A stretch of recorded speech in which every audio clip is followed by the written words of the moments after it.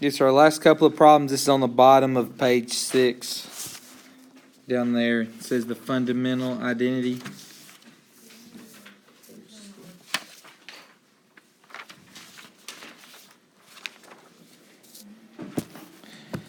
So, I kind of showed you where this comes from during that first day of class. But the fundamental identity is sine squared of alpha plus cosine squared of alpha equals 1.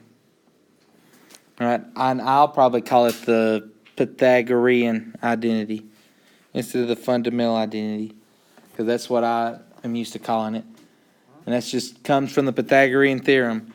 Remember how we said in a unit circle that the cosine value is our x, the sine value is our y, and then the hypotenuse is 1.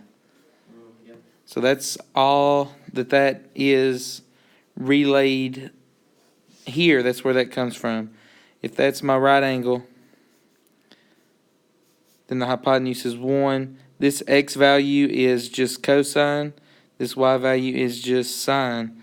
So sine squared plus cosine squared is equal to 1 squared. A squared plus b squared equals c squared. Yes. Okay, so example 1 here tells us to use the fundamental identity to find cosine of alpha, given that sine of alpha equals 3/5, and alpha is an angle in quadrant 2. Okay, so we're going to come back. We're going to use that last bit of information at the very end. We know that alpha is in quadrant 2. So all that we had to do, if we know sine of alpha equals 3/5, then we plug that in here. Sine of alpha is just 3/5. It's just substitution. So 3/5 squared plus cosine squared of alpha equals 1.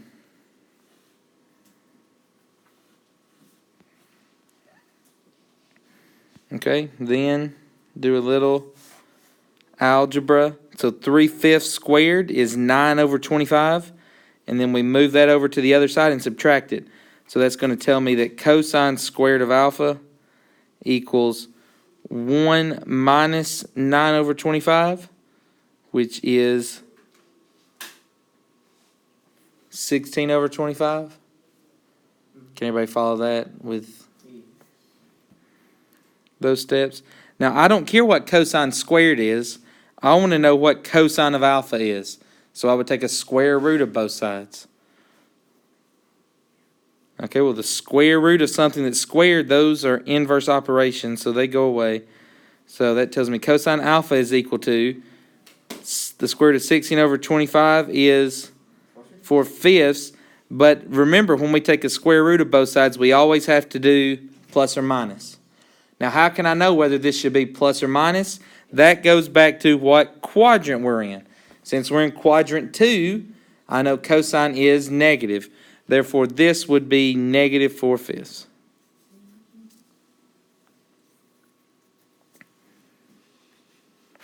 Any questions on that problem?